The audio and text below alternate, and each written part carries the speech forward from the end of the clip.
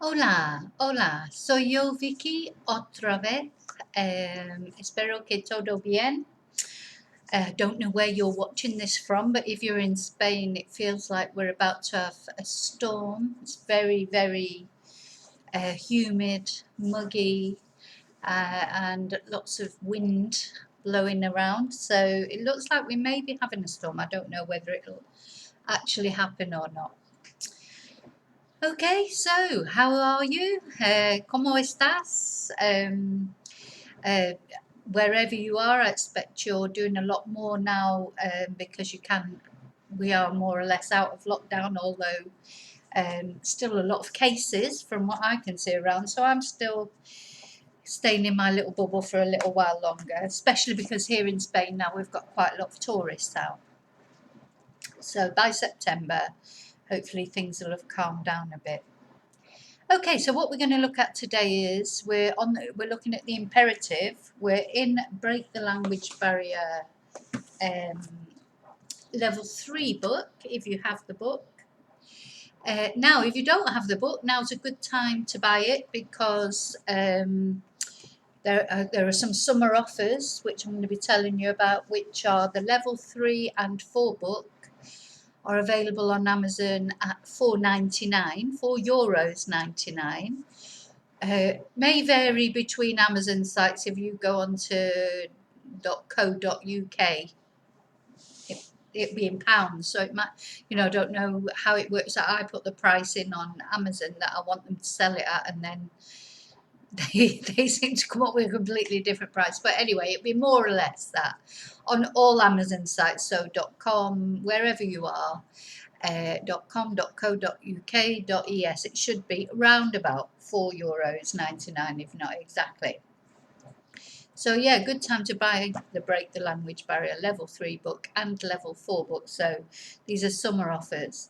Other offers, just to let you know before I get started, is the dual language books, Rocky the Rebel, and the 2 black and white storybooks, Rocky the Rebel and Duque el Rey and Peter el Tonto se van de vacaciones. These are both in English and Spanish, so they're good for you to practice your English or Spanish, children or adults. Those are $3.99 on offer. And Princess Tia's Great Adventure, which is the colour one, is $9.99. Other offers I've got are on Zoom group and private classes. If you book a large quantity of classes, you get quite a substantial discount.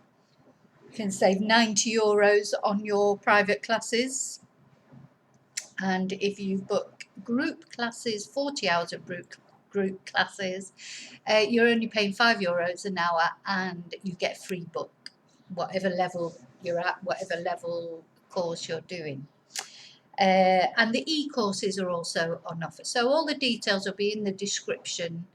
But so these are summer offers. I know people don't really feel like perhaps studying Spanish in the summer when it's hot and that. But remember, you can always buy these things while the offers are on and take them later in the year, like the courses or the books. Use them later in the year, obviously. Okay, so let's get back to the what we're doing. So we're in Break the Language Barrier level 3. Remember, you can buy it on Amazon if you don't have it.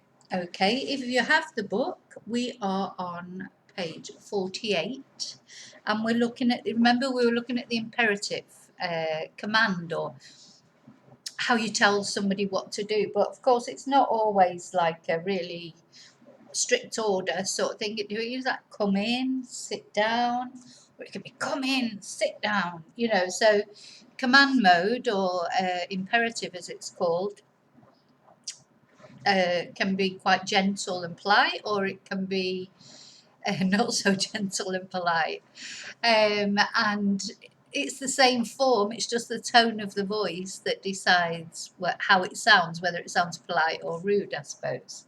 So in previous video we looked at tú, like the singular you, because of course in Spanish you've got singular you and plural you, and in English we don't have that. So it's either sit down if you're talking to one person, or sit down if you're talking to more than one person. Unfortunately, in Spanish, it's a little bit different. And as I think I mentioned in the previous video, in Spanish, we also have the formal you, usted and ustedes, but I'm not looking at that. You be very, really, unless you're in a work situation, you know, in a very formal work situation as well, you wouldn't really need to use those. So I don't like to blow people's minds with too much information. I think it's quite enough to cope with singular you and a plural you. Okay, so formation, very easy, very, very easy, the formation, again, of the imperative. Just something else to remember. I'm just trying to sort my necklace, that feels funny on my deck. Sorry. Oh, wrong way. That's it. Okay, so how do we make it? Well, to make the plural form, you literally take the infinitive of the verb, whatever it is. So, hablar, for example, you take off the R and you add a D. Hablad. Simple as that. Yeah, so if it was eat, be comed. Write, escribid. Very easy. And no irregular verbs. So every single verb takes that form, except, now you knew there was going to be an except, didn't you? Reflexive verbs. So reflexive verbs are slightly different. So a reflexive verb, if you don't know what a reflexive verb is, you need to have a look through the videos perhaps and find out what reflexive verbs are before you can follow this tutorial, because you won't know what I'm talking about. But a reflexive verb, as in its infinitive, always has se on the end. So, I don't know, get up, to get up is levantarse. To go to bed, acostarse. To wash yourself, lavarse. So what we do with those is we take off the R. If you take the se off first, so if we take the verb levantarse, take off the se, that's the first thing you do, because that's the reflexive pronoun. That leaves you with levantar, which is a regular AR verb.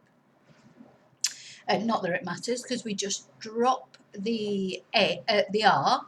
Now, if it was not a reflexive verb, we'd add a D then, but we don't add a D with reflexive verbs. What we add on then to the end is the reflexive pronoun for use. So it's always the same pronoun, and the reflexive pronoun for use, do you remember it, is os. So get up will be levántaos. Levántaos.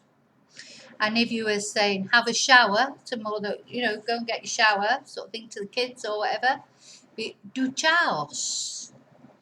If you were saying go to bed, acostaos. Yeah. So with the reflexive verbs, we're not adding the D. We're taking off the R from the verb, not adding a D, but then adding the reflexive pronoun onto the end. And the reflexive pronoun will always be os, because you're always talking to more than one, you know, to use. Okay, hope you understand that. Well, we'll go through some examples and then hopefully it'll become clearer. So we're in Practica A, as I say, on page 48. And numero uno is go up the stairs.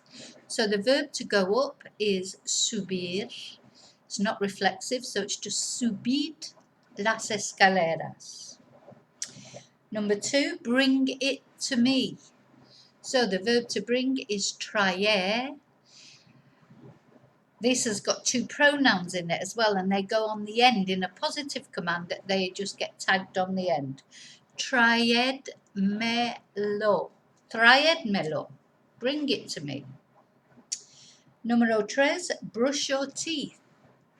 That is a reflexive verb, to brush something on yourself. So the verb to brush is cepillarse. So it's reflexive, not irregular, reflexive. So it's cepillaos. It's cepillaos. We don't add the D for that one. Number four, be kind to them. So to be in this case, we'd be using ser. And yeah, so we'd be taking off the R, adding a D. Ser simpático con ellos. And then we're on número 5, go to bed, which I used as one of the examples. Acostaos. So we're not adding the D because it's reflexive. Acostaos. Then we're on take it home. So number 6, numero 6. Which take would we use here? Do you remember the difference between the different verbs to take? So in this case, we'd use llevar, to take something somewhere. So take it home will be llevarlo a casa. Número 7, write to them. So the verb to write, escribir, and them will be les. It's not los because it's indirect object pronoun, because the direct object is what we're writing to them. So escribid los. Les. I'll go through all that to tell you that it's les and then I say los. Escribid les. It's because I've got los on my mind. Okay, and then wash your hands. So this is reflexive because you're washing something on you. So it's lavaos las manos. Now remember, in Spanish, especially when you're using a reflexive verb, you don't personalize the parts of the body because it's obvious it's your hands because it's lavaos. It's reflexive, so we don't need to say your hands, we say the hands, and hands are masculine, las manos. Número 9, rub it out. So to rub out is borrar, to erase, borradlo. Número 10, switch it off. The verb to switch off is apagar. So apagadlo. Turn it on, the opposite. The verb to turn on in all senses of the word is encender. Encendedlo. Turn it on. So I noticed that a lot of these phrasal verbs that we have in English, a phrasal verb is like turn on. Because you have turn up, turn out, turn in, turn on. But in Spanish, you don't have to translate the on because the verb encender is to turn on. It's also to light as well, like as in light a cigarette or a fire. So, turn it on. So, go to sleep. Now, the verb to go to sleep is dormirse. So, it's the verb to sleep, but reflexive. So it would be dormios. Dormios. Close the door. The verb to close is cerrar. So it'd be cerrar la puerta. Pay the bill. Pagar, the verb. Take off the R, add a D. Pagad la cuenta. Have a shave. So the verb to have a shave is afeitarse. So it's afeitaos. Go. Very easy. Eat. So you've got ear, you take off the R, you add a D. Eat. Have it. So tener. So it would be tenedlo. Have a shower. Duchaos. Be happy. Estad felices. Tell me. Decidme. Decidme. Okay, so that's quite easy, isn't it? So you're taking off the R, adding a D if you're telling more than one person to do something. Unless it's reflexive, when you don't add the D, but you just tag on the reflexive pronoun at the end. Okay, so they're the positives. Now, with negative commands, it's always a little bit more complicated with the negative commands. But basically what we do is we take the first person singular in the present tense, we take off the O.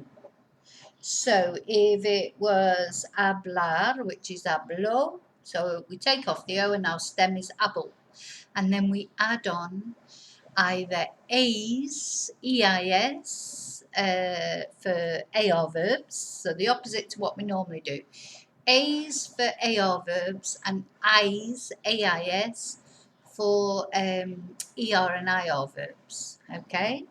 So, for example, if you're saying don't speak to more than one person, say no habléis. If you're saying don't eat, no comáis.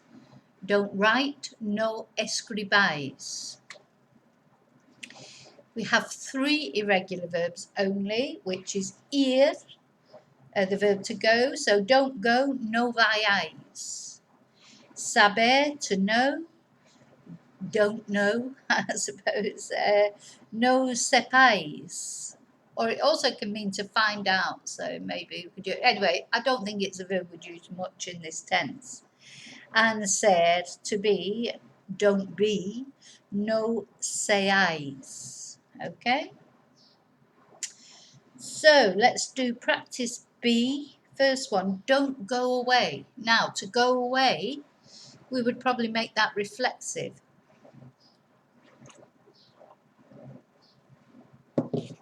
Because ir is to go, ir says to go away or to go off somewhere. So I'm going to make that one reflexive. It doesn't change the actual form of ir, it just means you have to put the reflexive pronoun this time in front of the verb. No os vayáis. Don't stop yourselves. So I don't know if you know the verb to stop, but it's parar. So no os paréis. Don't repeat yourselves. I seem to have made most of these reflexive. Don't repeat yourselves. No os repetéis. Repetáis, because it's an IR verb. Don't bring us anything. So traer, to bring. So no nos. Now, traer in the present tense is a go-go verb. So it's traigo. So in this then we drop the O. No nos tragáis. Yeah, because it's an ER verb, so it become an AIS on the end. No nos tragáis nada. Don't put it there. No lo ponéis, ponguéis. Another one that's a go-go verb in the present tense, pongo. So we take off the O, add on AIS, because it's an ER verb. Confused? You will be. I know. Yeah, it's a little bit tricky, a little bit to think about. So, no lo pongáis allí. Now, I have to be honest, because we don't have a plural you, it won't always occur to you to use these when you're saying something. I think it's very difficult sometimes to get your head, whether you speak Spanish or not, unless you're actually grown up speaking Spanish, to try and say something that just doesn't exist in our language is quite tricky, even for me sometimes, just for it to occur to me. So quite often, so just be aware of that. Don't feel bad that you will, but you'd still be understood. But the important thing is that you understand it if somebody says it to you. So these are important, even though you may never use them yourself, or it may be difficult for you to use them. But of course, Spanish people will use them, so you will hear them, and it's good that you know them, so that when you think, oh yeah, they're telling us to wait here. If you're out with your husband or your friends or whatever, and they say something, you're in, I don't know, whatever situation, police station, at the supermarket, anywhere, asking something, needing something, they might say to you, wait here, or come in here, so you will hear these, just may not occur to you to use them. Okay, so número 6, don't hate me, no me odies, because ODR, the verb to hate, which is an AR verb, so it'll change to an EIS. No me odies. Don't arrive late, número 7. So to arrive is llegar, so no lleguéis tarde. Don't touch them, no los toquéis. So this will be one that will it change? See, no los toquéis. No los tocáis. No los, no toquéis. Yeah. Don't tell him anything. No le digáis nada. Yeah, because decir in the present tense is a go-go verb again. Digo. So we drop the O and we add AIS. And so it's no le digáis nada. And it's indirect object pronoun because the direct object is what I'm saying to you not to tell him. Don't go yet. No os vayáis todavía. Don't be so mean. Now, there are two ways of saying mean. It depends, do you mean? See, we think Spanish is difficult. Look how mean means so many things in English. So you can be mean as in cruel, yeah, which would be cruel, I suppose, or antipático. Or you can be mean as in stingy, which would be tacaño. So it depends which one you think it. So don't be so mean would be no seáis tan. Don't be so. And then you can either say tacaños, which would be stingy mean, or antipáticos, or crueles, which would be cruel mean. Of course, these adjectives with all these will be plural, tacaños or antipáticos, because we're talking to more than one person. And don't know everything, which is a strange sentence, but it's just to bring in the example of saber. No sepáis todo. Don't know everything. Okay, now then. So I hope you've understood that, okay? I think it's relatively straightforward. As I say, it's just, will it occur to you to use it, but at least you'll know it when somebody uses it to you. So thank you for watching. Gracias por mirar. As always, if you have found the video useful, please give me a thumbs up, because that really helps me to know if you haven't, if people have found it useful or not. Also, if you're new to the channel and you haven't subscribed yet, please press subscribe and then you'll get notification of all new videos. Thank you ever so much to everyone who has subscribed. So the subscriptions are growing all the time. It's great. I have 362 subscribers now, which is smashing. So don't forget, level 3 and level 4 are currently on offer on Amazon for €4.99, €4.99. And the storybooks are all on offer there too. So if you want to get in some what's the word for it, some tools to practice your Spanish while they're on offer at a very cheap price, they're all available on Amazon, and all the details will be in the description. Also, offers on the Zoom classes, all the summer offers, because summer is a time that people can be a bit, to give you a little jolt to learn, to carry on learning Spanish through the summer. Ok, vale, ya está. Y te veo en el próximo video. Gracias. Hasta luego.